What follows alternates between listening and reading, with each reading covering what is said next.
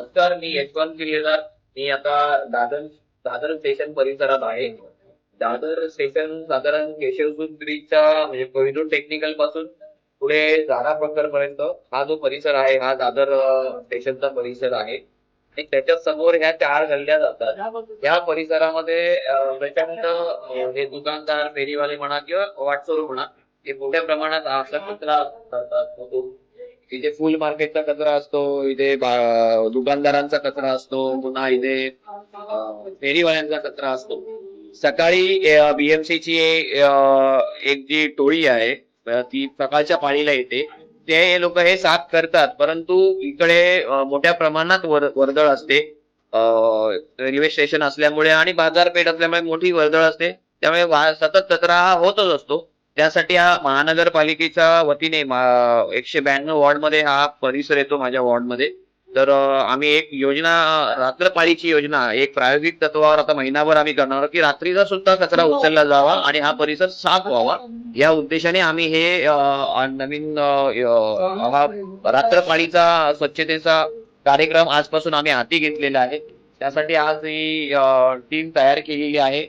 ही team इथून पुढे महिनाभर प्रायोगिक तत्वावर रात्रीच्या वेळेला हा परिसर साफसफाई करून घेईल. आणि प्रायोगिक तत्वावर जर हा विषय सक्सेसफुल झाला, यशस्वी झाला, तर मग त्यांना पुढे कायम वर्षभर आम्ही ही टीम अशीच ठेवणार आहोत. त्या दृष्टीने आजचं हे नियोजन आहे. आणि ही समोरची सगळी टीम आहे, ही सगळी टीम जी आहे ती ही स्वच्छतेचं काम करणारी ही सगळी टीम आहे. ही रात्रपाळीसाठी विशेषतः नेमलेली ही टीम आहे. तर त्याचा कार्यक्रमाचा जो शुभारंभ आहे तो आता इथे श्रीफळ वाढवून करण्यात येणार आहे. तर या परिसरातील सर्व नागरिकांनी आणि प्रवाशांनी त्यांना सहकार्य करावे. धन्यवाद. आता आपण इथे श्रीफळ वाढवून त्याचा शुभारंभ करतो आहोत.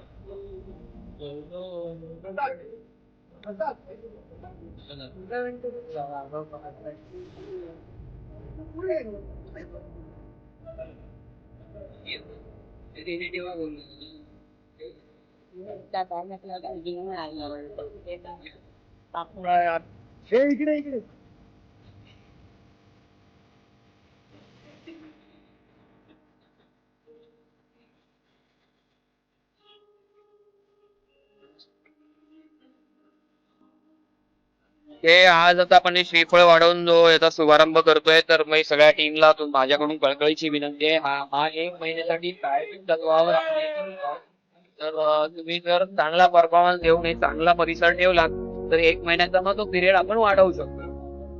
जर तुमचं काम चांगलं दिसलं तरच ते मला शिफारस करता येईल. तर मला वाटतं की आपल्याला हा रात्रपाळीचा जो विषय आहे हा कायमस्वरूपी करायचा आहे. तुम्ही चांगल्या पद्धतीने काम करा. धन्यवाद. तुम्हाला शुभेच्छा.